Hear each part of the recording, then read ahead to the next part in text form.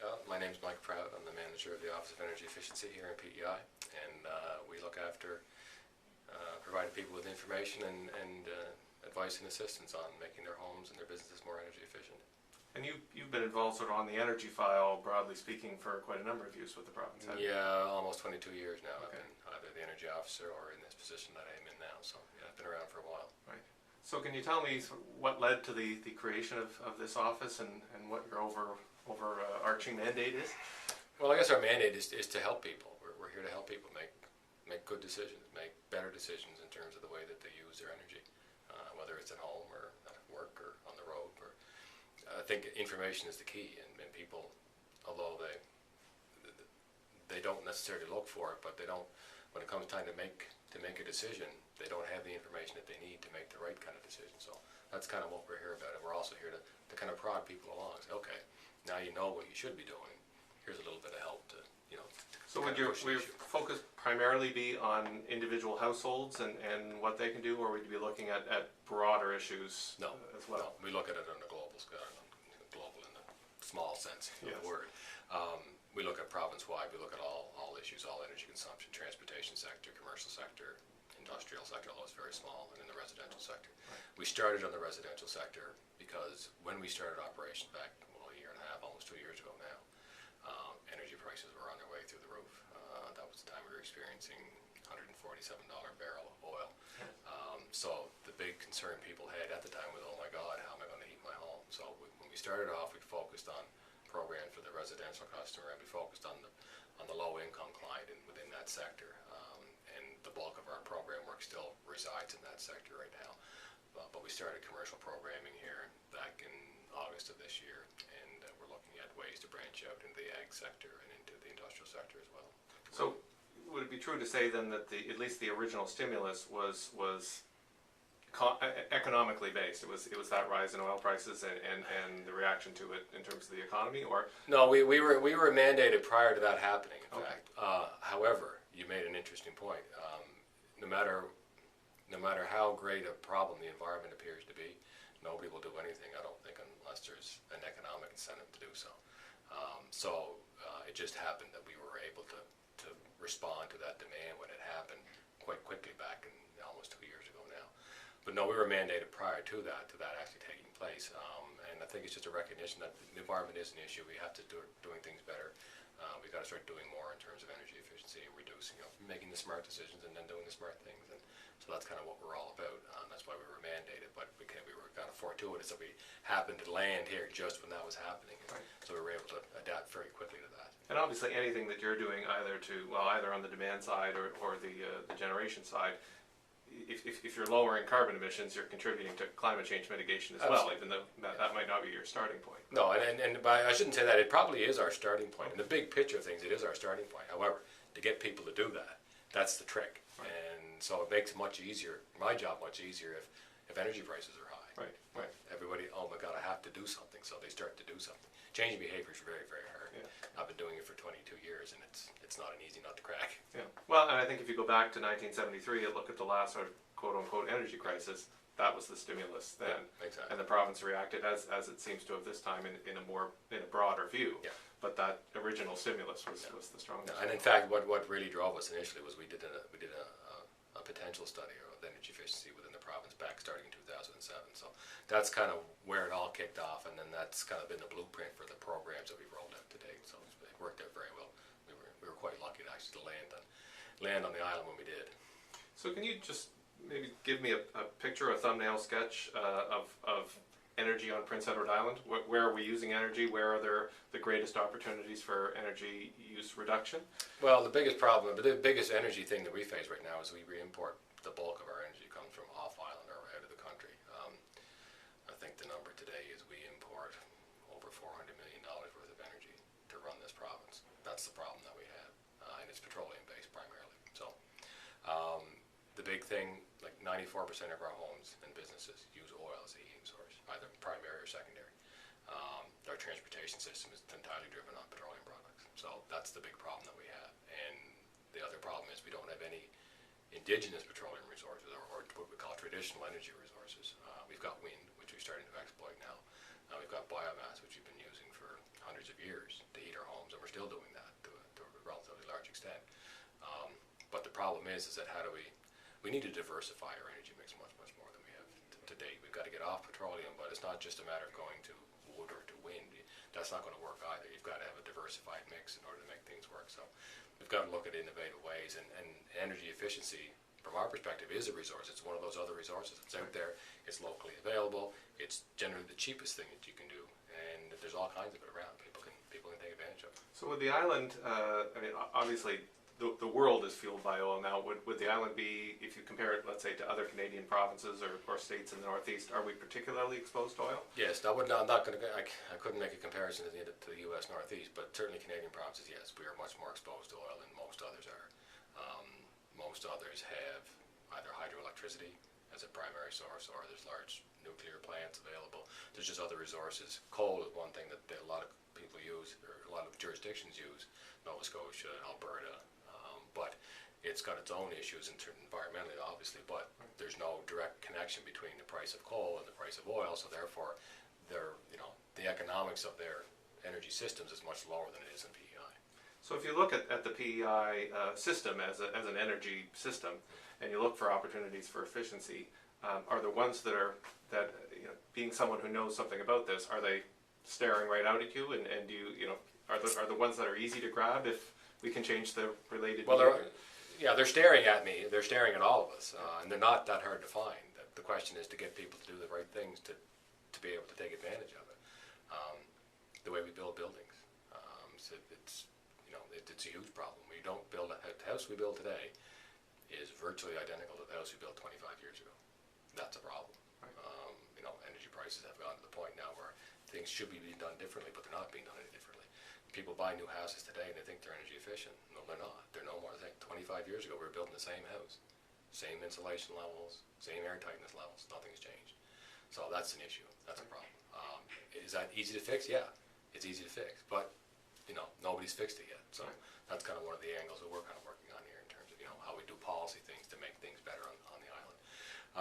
Cars. I mean, we have a high concentration of personal automobiles in PEI. I think the number is like 85,000 small personal automobiles that we have here for a population of 135,000 people.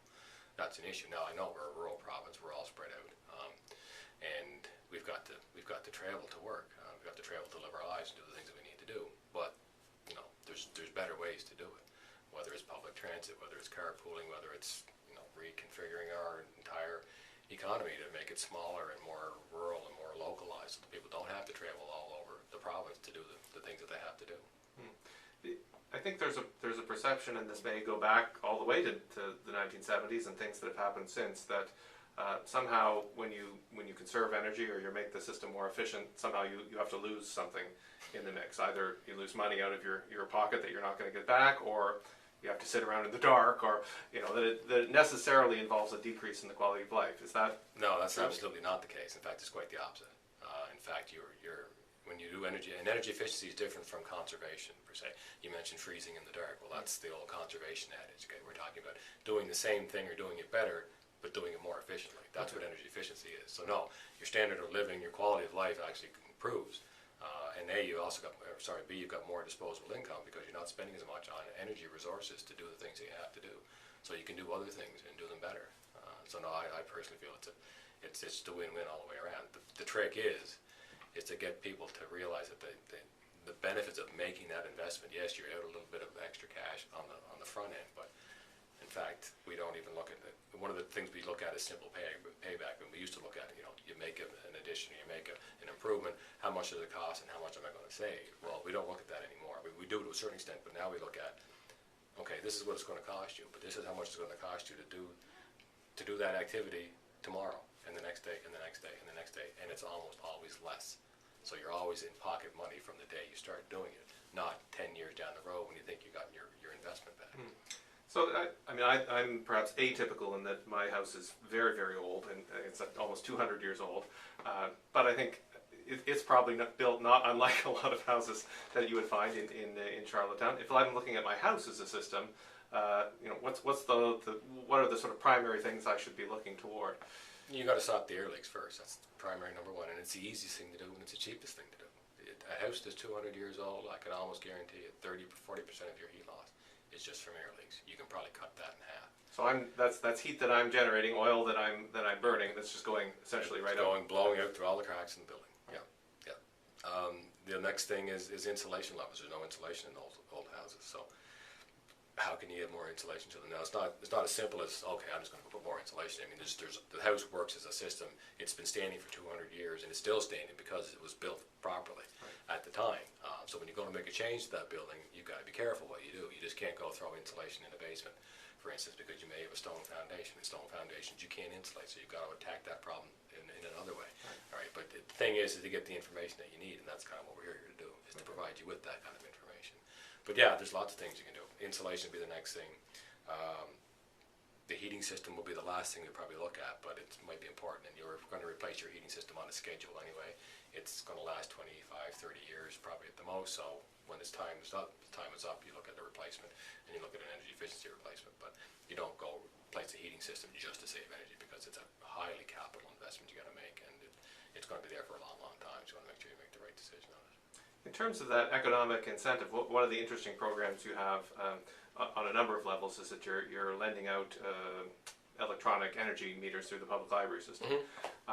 And so I've borrowed one of those, and I'm sort of gone around and plugged things into it and tried to get a sense of what's using energy in ways that perhaps I didn't expect. So the first thing I found is that my television, which was off, was actually drawing energy, and that was something of a revelation to me. But then when I looked at that, because I can type in the number of kilowatt hours or the price per kilowatt hour that I'm paying, and going back to your talk about the economic incentive, even though my TV is sitting there drawing electricity, if I looked at what it's costing me over the course of a month, it's like $1. So it's not, and even if it was $10, it's not. I'm not going to necessarily go through the inconvenience of powering down my TV just so that I can save $10 a month. No, and that's fine. That's a decision that you can make. But at least now you've got the information. So now you know, and now you can make the right decision or the wrong decision, whatever. But it's your decision to make. And I guess what I'm wondering about is just. Do you have some sense from your work where the economic incentive starts to kick in? What kind of what kind of numbers do people have to see? Well, it's all different. I mean, it's all based on your lifestyle and what you're used to. And a low-income family making less than $20,000 a year, $10 a month is a lot. Right. Okay. Perhaps to you and I, not so much, but it's still you've got to have the information before you can do anything. And say now you've got it. Now you have to make that decision based on your lifestyle and your choices that you want to make. Whereas the economic point, it varies. It really does. The old rule of thumb was, anything less than a 5-year payback. Go back to the simple payback analogy. Well, anything less than 5 years, you just should do it. That doesn't apply today. I mean, I can show you heat pumps, for instance, putting a heat pump in a new house, what the extra cost is going to be. If you did the payback calculation on it, it would be probably in the 10-year range. If you did the actual life cycle costing and what it's going to cost you from the day you move into the house, you're better. You're saving money. You're costing less to operate that house from day one, even though you've made an extra $15,000 investment in it. So, payback's a different thing, and where's the economic break? It's hard to tell, but everybody's got to make that decision on their own. But they've got to have the information to make that decision. Well, there's obviously a climate change payoff as well, which sure. Again, and it's great. Look, and don't get me wrong, I'm all in favor of doing something. Climate change is a problem we've got to address. It's a serious problem we've got to deal with, but it's hard to get everyday people to make a decision based on the environment that might affect their grandchildren or their grandchildren's grandchildren. It's tough. It's tough to make a living. It's tough to make a go of it in this world today. So people they make their decisions based on their priorities. So moving, I guess, away from the residential situation, you were talking about getting involved in commercial or institutional energy efficiency. What kind of things would you be looking at there? The same things for larger systems? Yeah, exactly. I mean, it's a little bit more complicated. Mostly, it'd be less on space heating side of things and more on the mechanical systems that are in there, blowers and fans and motors and lighting and things like that. Kind of take a bigger piece of the pie in a commercial building. So you look at that, but it's just the same thing. Was the system sized properly? Is the building built right? Is it oriented right? Should you done other things? Is there new technologies out there that you can use it? But primarily the biggest thing is the system the right size? I mean, these systems that go into these buildings, they're hugely oversized in most cases. Even in your house, mechanical systems tend to be over-designed.